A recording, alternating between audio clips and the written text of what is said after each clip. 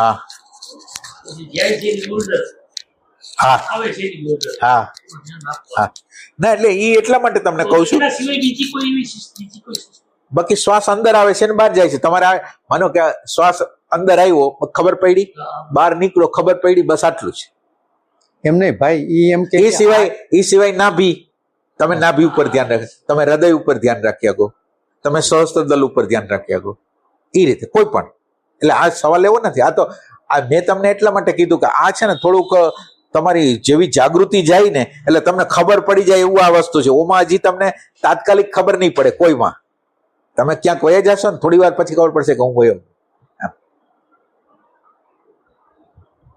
એટલે હૃદયમાં, નાભીમાં, સહસ્ત્રદલમાં, આજ્ઞાચક્રમાં, મંત્રમાં, તમને ગમે તમને જે ગમે.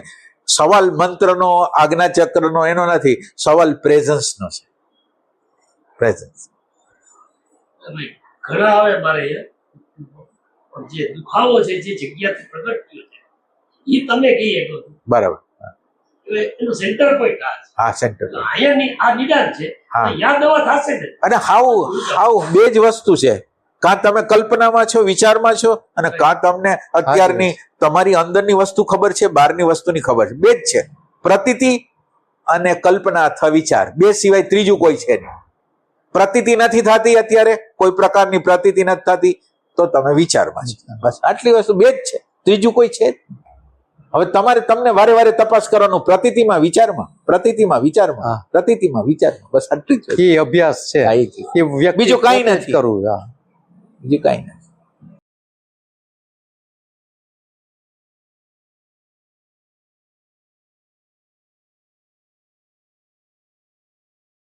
વ્યવહારમાં, વ્યવસાયમાં, વિચારોમાં આ પ્રતીતિ વહી જાય વ્યક્તિની મોસ્ટલી. અને જેટલો વ્યક્તિ બહિર્મુખી હોય ને એટલી એની પ્રતીતિ જતી રહી. જેટલો અંતર્મુખી હોય અને ઓછા વ્યવહારો હોય તો એની પ્રતીતિ સતત એમાં ચાલુ રહે. તોય પ્રતીતિની કન્ટિન્યુટી નથી રહેતી. એ માણસનો મેન પ્રશ્ન હોય. ના એટલે એ સવાલ, એ પ્રતીતિઓ તો તમારા પ્રેમથી વધશે. પેલી એક વસ્તુ યાદ રાખો, પ્રતીતિઓની તમે માનો કે તમે 2 સેકન્ડ કરીને તમને ધન્યવાદ, પેલી એક વસ્તુ. અને આ પ્રતીતિઓને તમારો પ્રેમ હશે તો આ પ્રતીતિઓ વધતી જશે દિવસ દરમિયાન. માનો કે તમે 5 સેકન્ડ આજ લીધી, બીજે દિવસે 6 સેકન્ડ લીધી, 7 સેકન્ડ થઈ ગઈ, એટલે આ તમારા પ્રેમ છે એનું પરિણામ ઈ આવશે, સમય વધશે. વ્યાસજી આ કહેતા કે તમારી સાધના હાચી હાલે છે એનો અર્થ એમ છે તમારો જે સમયગાળો જે હોય ને પ્રેઝન્ટ મોમેન્ટનો એ વધતો જાય. તો તમારે સમજવાનું તમારો પ્રેમ વધતો જાય છે. અને તમારો પ્રેમ વધતો નથી અને તમે વિચારોમાં જ વહી જાવ છો તો હવે તમે કઈ, એટલે સમયનું વધવું એનું પ્રમાણ છે. સમયનું વધવું એ પ્રેમ તત્વની વસ્તુ છે. તમને જે ગમતું હોય તમે વધારે કરતા હશો, તમે જોયું હશે.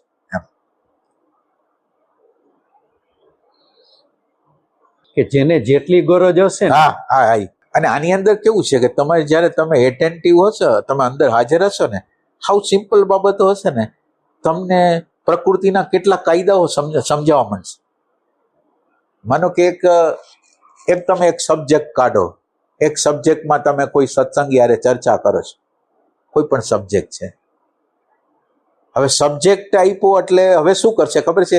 જે સબ્જેક્ટ હશે ને, પોલિટિક્સનો છે, ક્રિકેટનો છે, કોનો છે, હવે જેવો પોલિટિકલ માનો કે તમે કાઢ્યો વિચાર એટલે આજુબાજુના લોકો એના અનુસંધાનમાં એની મેમરીમાંથી કાઢવા માંડશે. તમે હાજર છો તો તમે આ બધી પ્રોસેસને જોવો છો કે આ વ્યક્તિ હવે આ બાબત થઈ એટલે ઓને ખોગ મળી ગઈ, એની મેમરીમાં પડ્યું છે પોલિટિક્સની કોઈ વસ્તુ, મટીરિયલ, એ એણે કાઢ્યું. વળી ત્રીજો વ્યક્તિ છે એણે મટીરિયલ કાઢ્યું. હવે આ પ્રોસેસને તમે જોવો છો તો તમારું ધ્યાન ચાલુ છે. બીજા લોકોને ખબર હોય કે ન ખબર, તમને ખ્યાલ આવે છે કે આ ક્યાં લગીને ચાલુ રહે છે. આપણે જોઈ એસોસિએશનો, માણસને બેહોશ હોય એટલે એસોસિએશનો અંદરથી કાઢવા માંડે અને ક્યાં લગીને, એટલે ક્યાં પૂરું કરવું છે, ક્યાં શરૂ થયું, ક્યાંથી શરૂ થયું, આ બેહોશી છે. તમારી હાજરી હશે તો ક્યાંથી શરૂ થયું? ક્યાં બધું પૂરું બધું આપણી ઓબ્ઝર્વેશનમાં આવી જશે A to Z સુધી. અને આ ક્યાં સુધી વધારી લેશે ઈ ખબર પડે અથવા હમણાં ડાઉન થઈ જશે ઈ અંદર ફિલિંગ થઈ જાય કે હવે આ માણસ અહીંયા રોકાઈ જશે. ના એટલે તમને ભલે ઈ વ્યર્થ વાતો કરે, તમને મનનું જે તંત્ર છે ને એની વાત એની ખબર પડશે. મનનું તંત્ર છે એ ખબર પડશે. તમે મનની કેટલી બાબતો જાણશો. તમે એમ સમજો તમારે અત્યારે આજે 1-2 દિવસમાં તમને અમુક તમને જુદા જુદા પ્રકારના જીવનના અનુભવો થયા છે. હવે આ જીવનના અનુભવો થયા છે એ તો તમારા જીવનમાં તમે કોઈ ઇન્ટરેક્શન કરતા હતા, પત્ની હારે, પતિ હારે, કોઈ કોન્ટ્રાક્ટર હારે, કોઈ સત્સંગી હારે તમે ઇન્ટરેક્શન કરતા હતા અને એમાંથી તમે પસાર થયા છો અને એમાં તમને કંઈક ઇમ્પોર્ટન્ટ લાગ્યું છે. હવે એ ઇમ્પોર્ટન્ટ તમને લાગ્યું છે ને, હવે તમે જ્યારે વાત કરો છો બીજા સત્સંગી હારે, ત્યારે ઓલી વાત તમને અત્યારે અનુભવ થયો છે એ ઇરિલિવન્ટ વાત છે, પણ તમને ખબર નહીં એ સ્મૃતિ ખેંચાઈને એ તમારો જે અનુભવ છે એ કેવા માટે પ્રેરશે. તમે જે અનુભવમાંથી અત્યારે પ્રસાર થયા છો એ અહીંયા અત્યારે ઇરિલિવન્ટ છે, પણ એને તમે રિલિવન્ટ કરી અને તમે ત્યાં મૂકશો. એ પ્રોસેસને તમે જોશો તો તમને મજા આવશે. તમે શું કરી રહ્યા છો અંદરથી એ ખબર પડશે. એટલે આપણને કોઈ વસ્તુ થાય છે એનો વાંધો નથી, ખબર પડે છે. હા બસ થવામાં વાંધો નથી, તો પ્રકૃતિ છે. ના એટલે યંત્ર તો એમ જ કરશે. તમારે યંત્રથી જુદું પડવાનું છે.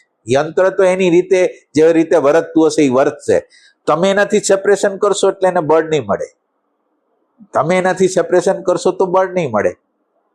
એમ અત્યારે એને બળ મળે છે સ્મૃતિ દ્વારા, સ્મૃતિના મૂલ્યાંકનો દ્વારા એને બળ મળે છે. તમે જ્યારે આત્મતત્વને, ચેતન તત્વને, એટેન્શનને ટચ કરશો ને તો ત્યાંથી શાંતિ આવે છે, ત્યાંથી આનંદ આવે છે, ત્યાંથી પ્રેમ આવે છે, ત્યાંથી સમજ આવે છે.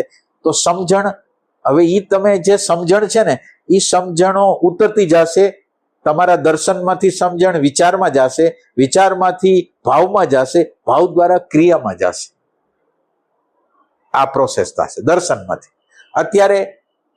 અત્યારે વિચારોમાં ખોટા મૂલ્યાંકનો આપ્યા છે, એમાંથી અત્યારે અસરો જાય છે.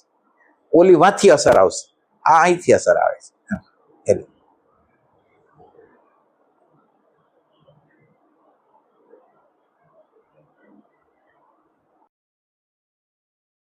હા બધા પુરુષો ઘણા બધા થઈ ગયા. આપણા વ્યાસ એ થઈ ગયા ભાઈ, પછી ભગવાન બુદ્ધ થઈ ગયા, કબીર, મહાવીર બધા થઈ ગયા. એના સંતો બહુ મોટા મોટા બધા હતા, પણ વયા ગયા પછી એના ગુણગાન ગાઈને પછી બોલવું હોય છે, પણ એ એમના હોય છે ત્યારે હાજર હોય છે ત્યારે કોઈ આ જ્ઞાન પ્રાપ્ત નથી કરી શકતું. તમને જ પ્રશ્ન કરો ને. મને એમ થાય કે પછી એમને તમને પ્રશ્ન એટલે તમારો એટલે આપણું વ્યક્તિગત મન છે ને, વ્યક્તિગત જે મન છે ને એવું જ વૈશ્વિક છે, એવું જ વૈશ્વિક છે.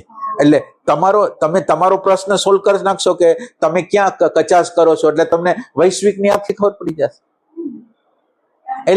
એટલે આપણે ચારણ અને ભાટ કહેવાય ને, એટલે ચારણ ને ભાટ શું કરે? રાજાના વખાણ કરે, પ્રભાવિત થઈ જાય. એટલે આપણે ચારણ અને ભાટ જેવા છે. સંત આવા હતા, સંત આવા હતા, સંત આવા હતા, સંત આવા હતા. અને સંતની જેટલી એટલે એમાં કઈ ખોટી વસ્તુ નથી, પણ સંત જેમાં જીવતા હતા એમાં મારે જીવવું છે. આજે માનો કે આપણે કોઈ પણ સંતને પૂજી છીએ તો એની અંદર ચેતન તત્વ પ્રગટ થયું હતું એટલે પૂજી છીએ. તો એની અંદર જે ચેતન તત્વ પ્રગટ થયું હતું એ મારી અંદર કેવી રીતે પ્રગટ થાય, સાચી રીતે જો સંબંધ આપણે આ બાંધી કે એ જેમાં જીવે છે એમાં. એટલે હું જો સંત પુરુષને પ્રેમ કરતો હોય તો સંતને શું ગમશે? પોતે જેમાં જીવે છે એમાં તમે જીવો એ ગમશે. અને આપણે કોઈ વસ્તુ કરતા જ નથી. અને સંતને, ચારણને ભાટની જેમ વખાણ કર્યા ના, કાંઈ કરતા કાંઈ એના દ્વારા કાંઈ મળવાનું નથી. ખરેખર પ્રભાવમાં નથી આવવાનું, અહોભાવમાં આવવાનું છે. એ જે બોલેલા છે એનું પ્રેક્ટિકલ કરશો તો અહોભાવ જન્મશે, તો પ્રભાવમાંથી તમે મુક્ત થઈ જશો. અને સાચો પ્રેમ, સંત પ્રત્યેનો સાચો પ્રેમ ત્યારે પ્રગટ થશે કે સંત બોલે છે કે તમે પ્રેઝન્ટ મોમેન્ટમાં રહ્યો, હાજરીમાં રહ્યો, આત્માને હાજર રાખો. તો તમે આત્માને હાજર કેટલી વાર રાખો છો? આ સંત પુરુષ પ્રત્યેનો પ્રેમ છે. આપણો સંત પુરુષનો પ્રત્યેનો પ્રેમ છે એ તો હાવ કરતા હાવ સંતને ન ગમે એવી જ બધી વસ્તુ કરવાનો છે. સંતને ગમે એવું જ નથી આપણું બધી કોઈ વસ્તુ.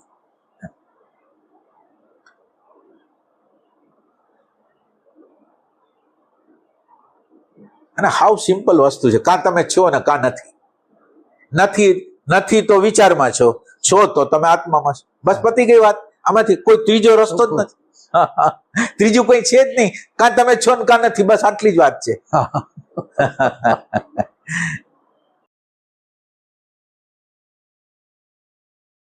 પણ એ બહુ સૂક્ષ્મમાં જાવ ને, સૂક્ષ્મ એટલે પ્રેમ જોઈ તે જ ઓબ્ઝર્વેશન આ બે ભેદ પડે આ ભેદ કે ભાઈ કઈ છે ને કે નથી. હા એમ. ના એટલે એ પ્રેમ માગે છે. હા, એ તમારી ગરજ માગે છે, હા. પ્રેમ માગે છે. તમે સતત રીતે કોન્સ્ટન્ટ રીતે તમે ચૂકી જાઓ તો તમને વેદના થાય કે હું તો આખો દિવસ મારો વયો ગયો, મેં કઈ ન કર્યું.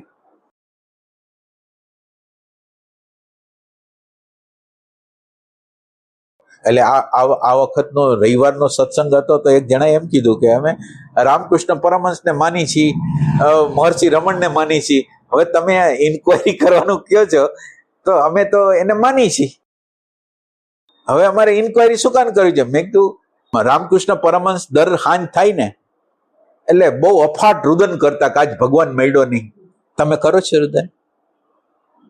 તમે રુદન કરો છો?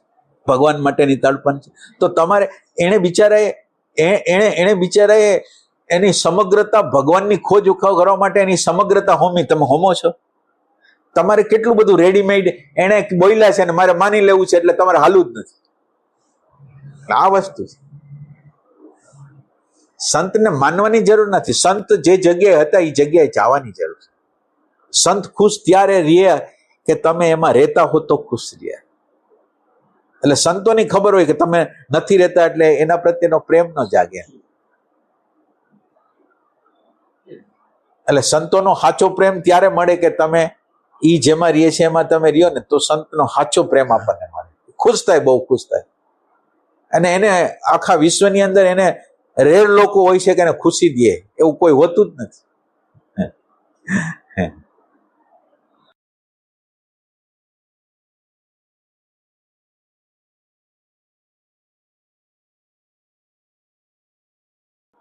એટલે આપણો અહીંનો સત્સંગ છે એવો છે કે તમે જે જગ્યાએ અટકાવો ને એ જગ્યા લગીને તમને હું લઈ જાઉં અને તમે ક્યાં અટકી ગયા છો એ તમને બતાવી શકું.